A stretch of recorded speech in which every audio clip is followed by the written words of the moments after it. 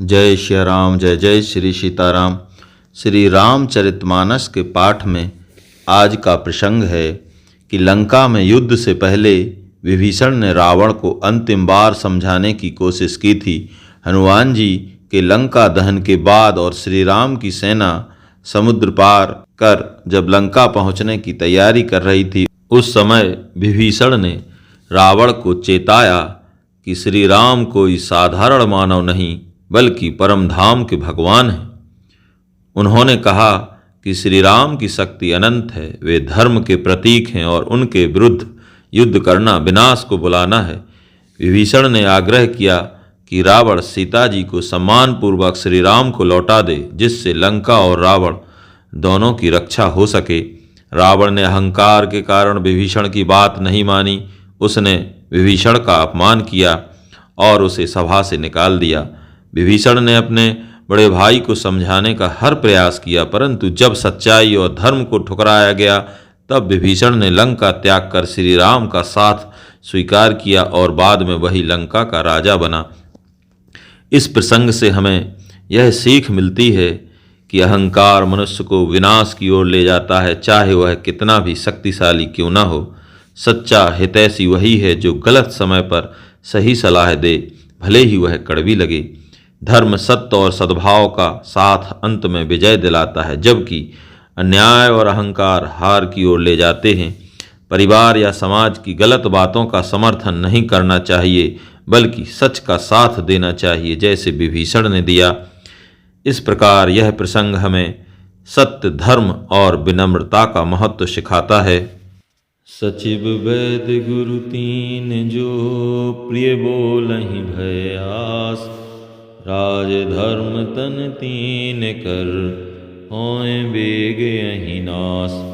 मंत्री, वैद और गुरु ये तीन यदि अप्रसन्नता, भय या लाभ की आशा से हित की बात ना कहकर प्रिय बोलते हैं, ठकुर सुहाती कहने लगते हैं, तो क्रमशः राज्य, शरीर और धर्म इन तीनों का नाश हो जाता है। सोई रावण कहूँ बनी सहाय, स्तुति करहि सुनाई सुनाई। अवसर जान विभीषण आवा, भ्राता चरण शीसु तेहि नावा। रावण के लिए भी वही सहायता संयोग आ बनी है। मंत्री उसे सुना सुना कर मुँह पर स्तुति करते हैं। इसी समय अवसर जानकर विभीषण जी आए। उन्होंने बड़े भाई के चरणों में सिर नवाया। पुनि शिरोनाई बैठ निज आसन, बोला वचन पाए अनुशासन। जो कृपाल पूछहु मोहि बाता, मति अनुरूप कहूँ हित ताता। फिर वे सिर नवाकर अपने आसन पर बैठ गए और आज्ञा पाकर ये वचन बोले, हे कृपाल, जब आपने मुझसे बात या राय पूछी ही है तो हे तात, मैं अपनी बुद्धि के अनुसार आपके हित की बात कहता हूँ। जो आपन चाहे कल्याणा, सुजसु सुमति शुभ गति सुख नाना। जो शो पर नार लिलार गुसाई, तजऊ चौथ की चंद की नाई। जो मनुष्य अपना कल्याण, सुंदर यश, सुबुद्धि, शुभ गति और नाना प्रकार के सुख चाहता हो, वह हे स्वामी पर स्त्री के ललाट को चौथ के चंद्रमा की तरह त्याग दे। अर्थात जैसे लोग चौथ के चंद्रमा को नहीं देखते, उसी प्रकार पर स्त्री का मुख ही न देखे। 14 भुवन एक पति होई, भूत द्रोह तिष्ठै नहीं सोई। गुण सागर नागर नर जो, अलप लोभ भल कहीं न को। 14 भुवनों का एक ही स्वामी हो, वह भी जीवों से बैर करके ठहर नहीं सकता, नष्ट हो जाता है। जो मनुष्य गुणों का समुद्र और चतुर हो, उसे चाहे थोड़ा भी लोभ क्यों ना हो तो भी कोई भला नहीं कहता।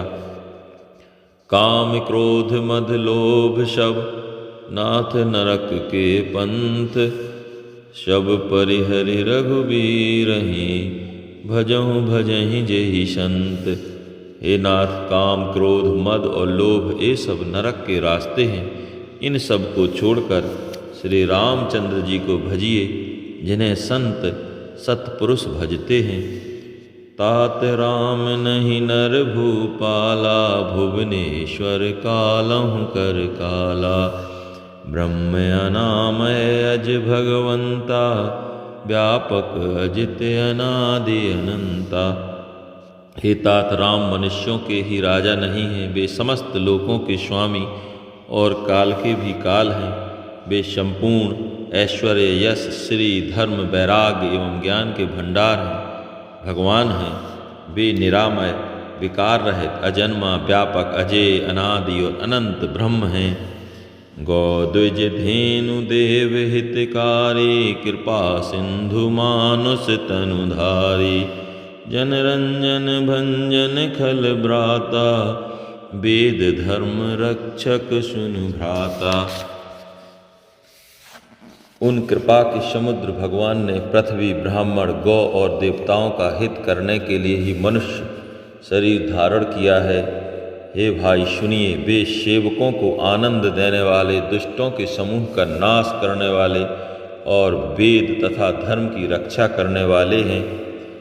ताहि बयरुत जी नाये माथा, प्रंतारित भंजन रघुनाथा। देहु नाथ प्रभु कहूँ वैदेही, भजहु राम बिनु हेतु सनेही।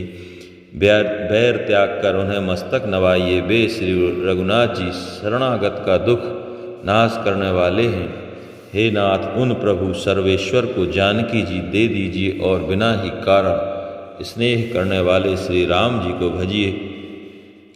शरण गए प्रभु ताहु न त्यागा, विषद्रोह कृत अघ जेहि लागा। जासु नाम त्रय ताप न शावन, सोई प्रभु प्रगट समझु जिए रावण। जिसे संपूर्ण जगत से द्रोह करने का पाप लगा है, शरण जाने पर प्रभु उसका भी त्याग नहीं करते। जिनका नाम तीनों तापों का नाश करने वाला है, वे ही प्रभु भगवान मनुष्य रूप में प्रकट हुए हैं। हे रावण, हृदय में यह समझ लीजिए, बार बार पद लागऊं, विनय करई दस शीस। परिहरि मान मोह मद भजहु कौशलाधीश। हे दस शीस, मैं बार बार आपके चरणों पर लगता हूँ और विनती करता हूँ कि मान, मोह और मद को त्याग कर आप कौशलपति श्री राम जी का भजन कीजिए। मुनि पुलिस्त निज शिष्य सन, कहीं पठही यह बात। तुरत सो मैं प्रभु शन कही, पाए शु अवसरुतात। मुनि पुलस्य जी ने अपने शिष्यों के हाथ यह बात कहला भेजी है। हे तात, सुंदर अवसर पाकर मैंने तुरंत ही वह बात प्रभु से कह दी। मालवंत अति सच विषयाना, तासु वचन सुनि अति सुख माना। ताते अनुज तौ नीति विभूषण, सो उर धरहु जो कहत विभीषण। मालवान नाम का एक बहुत ही बुद्धिमान मंत्री था। उसने उन विभीषण के वचन सुनकर बहुत सुख माना और कहा, हे तात, आपके छोटे भाई नीति विभूषण, नीति को भूषण के रूप में धारण करने वाले अर्थात नीतिमान हैं। विभीषण जो कुछ कह रहे हैं उसे हृदय में धारण कर लीजिए। रिपुत करस कहत सठ दो, दूर न करहूँ यहाँ है को। मालवंत ग्रह गयऊँ बहोरी, कहीं विभीषण पुनि कर जोरी। रावण ने कहा, हे ये दोनों मूर्ख शत्रु की महिमा बखान रहे हैं, यहाँ कोई है, इन्हें दूर करो। तब मालवान तो घर लौट गया और विभीषण जी हाथ जोड़कर फिर कहने लगे, सुमति कुमति शब के और रहई, नाथ पुराण निगम यस कहई। जहाँ सुमति तहाँ संपत्ति नाना, तहाँ कुमति जहाँ कुमति तहाँ विपत्ति निधाना। हे नाथ, पुराण और वेद ऐसा कहते हैं कि सुबुद्धि, अच्छी बुद्धि और कुबुद्धि, खोटी बुद्धि सबके हृदय में रहती है। जहाँ सुबुद्धि है वहाँ नाना प्रकार की संपदाएं, सुख की स्थिति रहती है, और जहाँ कुबुद्धि है वहाँ परिणाम में विपत्ति दुख रहते हैं। तब और कुमति वशे विपरीता, हित अनहित मानहु रिपु प्रीता। काल राति निश्चर कुल केरी, तेहि सीता पर प्रीति घनेरी। आपके हृदय में उल्टी बुद्धि आवशी है, इसी से आप हित को अहित और शत्रु को मित्र मान रहे हैं। जो राक्षस कुल के लिए कालरात्रि के समान है, उन सीता पर आपकी बड़ी प्रीति है। तात चरण गह मांगहूँ, राखूँ मोर दुलार। सीता देहु राम कहूँ, अहित न होए तुम्हार। हे तात, मैं चरण पकड़कर आपसे भीख मांगता हूँ, विनती करता हूँ कि आप मेरा दुलार रखिए। मुझ बालक के आग्रह को स्नेहपूर्वक स्वीकार कीजिए। श्री राम जी को सीता जी दे दीजिए, जिसमें आपका अहित न हो। बुध पुराण श्रुति सम्मत वाणी, कही विभीषण नीति बखानी। सुनत दशानन उठा रिसाई, खल तुहि निकट मृत्यु अब आई। विभीषण ने पंडितों, पुराणों और वेदों द्वारा सम्मत वाणी से नीति बखान कर कही, पर उसे सुनते ही रावण क्रोधित हो गया। क्रोधित होकर उठा और बोला, रे दुष्ट, अब मृत्यु तेरे निकट आ गई है। जियसि सदा सठ मोर जियावा, रिपु कर पक्ष मूढ़ तुहि भावा। कहसि न खलयस को जग माही, भुज बल जाहि जिता मैं नाई। अरे मूर्ख, तू जीता तो है सदा मेरा जिलाया हुआ, अर्थात मेरे ही अन्न से पल रहा है। पर रे मूढ़, पक्ष तुझे शत्रु का ही अच्छा लगता है। रे दुष्ट, बता ना, जगत में ऐसा कौन है जिसे मैंने अपनी भुजाओं के बल से ना जीता हो। मम पुर बसि तपशिन पर प्रीति, सठ मिल जाय तिनहि कहु नीति। अस कह कीनसि चहन, अस कह कीनसि चरण प्रहारा। अनुज गहे पद बारहि बारा। मेरे नगर में रहकर प्रेम करता है तपस्वियों पर, मूर्ख उन्हीं से जा मिल और उन्हीं को नीति बता। ऐसा कहकर रावण ने उन्हें लात मारी, परंतु छोटे भाई विभीषण ने मरने पर भी बार बार उसके चरण ही पकड़े। उमा संत कहिए हैं बड़ाई, मंद करत जो करई भलाई।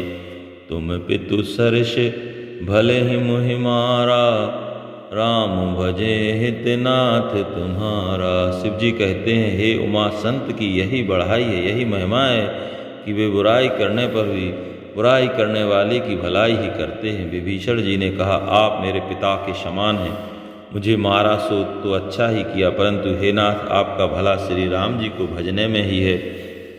सचिव संग ले नभ पथ गयऊ, सबहि सुनाय कहत अस भयऊ।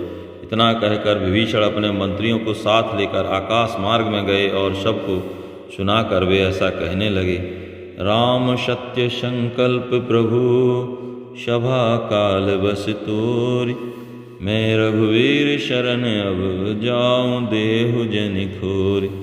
श्री राम जी सत्य संकल्प एवं सर्व समर्थ हैं, प्रभु हैं। और हे रावण, तुम्हारी सभा काल के वश है, अतः मैं अब श्री रघुवीर जी की शरण जाता हूँ, मुझे दोष न देना।